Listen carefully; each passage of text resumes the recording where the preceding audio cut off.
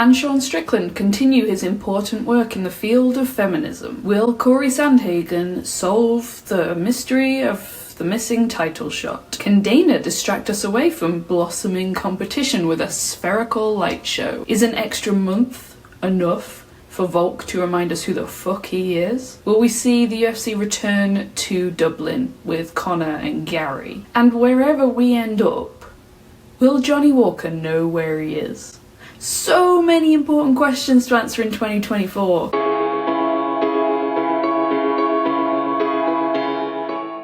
The final countdown has begun.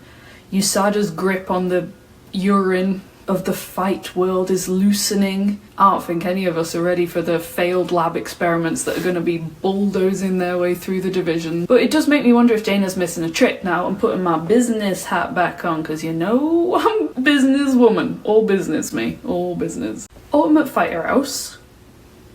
You familiar? Existing UFC fighters. Controlled conditions. Each one gets dosed up with a different substance. They don't know which, we do. They fight. We get to see one guy think he's squaring up against like a winged hippo with tiger claws, and one guy who can't lift his arms. Just think about it, Dana. Talking of evolving the game in positive ways, we know that the PFL has bought Bellator. We know that they're being real boring about it and ignoring all of my suggestions. Just doing champ versus champ. Yawn, am I right?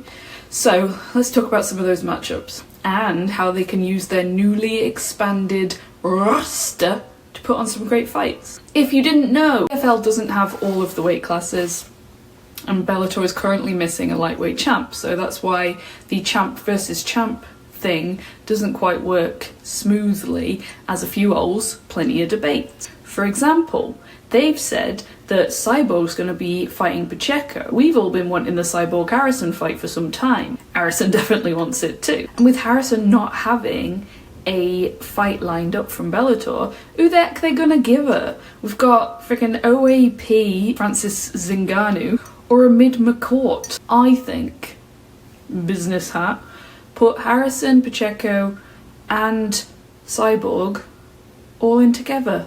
See who comes out swinging. We do know we're going to see Pitbull versus Pinedo, Jackson versus Magomed Karimov, Vader versus Pereira, and Nemkov versus Kasanganay. But what about middleweight, bantam, fly? Bellator champs Eblin, Mix, Carmouche don't have opponents yet, nor does PFL champ Aubin Mercier. For Olivier, it's probably going to be Shabley, right? For Eblin, I'd like to see Derek Brunson. Eblin is undefeated and in his prime, so Derek may want to speed things up a little bit. He's no spring chicken, but they both have wrestling bases. I think it'll be a good test for each. Beyond the very top of the two trees, I'd like to see Shane Burgos and AJ McKee. Burgos is instant action. He comes forward, puts together beautiful combinations, throws caution to the wind. He's willing to take some shots, to give some shots, and he's a perfect opponent for McKee, who isn't as technical on the feet, but he really does make up for it with wrestling and really innovative jiu-jitsu. And he does have power in his strike and could certainly put Burgos in danger. And I'd also like to see Lockname Pico. But shall we move on briefly to what the hell PFL is going to do with Francis? We've been promised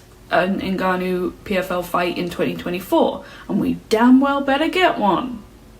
Or else, Francis. But who? Deontay Wilder in a mixed rules event seems to be the front runner, but with Francis's star power, he could probably stomp both of his feet, cause a small earthquake, and disrupt the plans of both organisations if he wanted Pereira or Bader. Bader would be similar matchup for Francis as Stipe was. Like a boxer and a wrestler with good enough speed to potentially hold his own against Ngannou's athleticism. He'd be undersized, but he's a fantastic wrestler and has surprised many bigger men with his power and grappling ability. And then of course there are other options for Ngannou on the roster, including like light heavyweights, Nemkov, Anderson. He could basically have his pick of the violent buffet.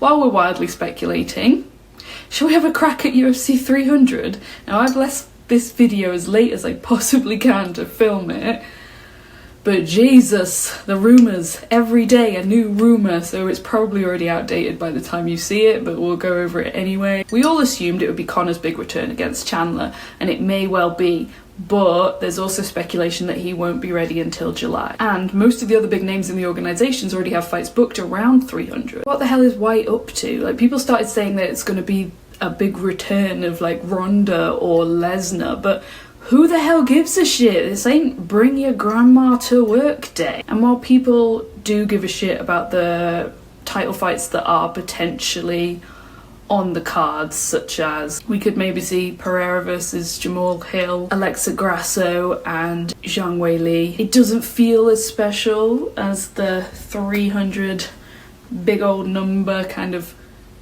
demands. Just kind of feels like another card in a never-ending run of cards. And we do know that Bo Nickel will be kicking it off. Jim Miller's been guaranteed a spot because he's been on 100 and 200. Garbrandt wants to fight Figgy on it. Chael has been going mad with the rumours.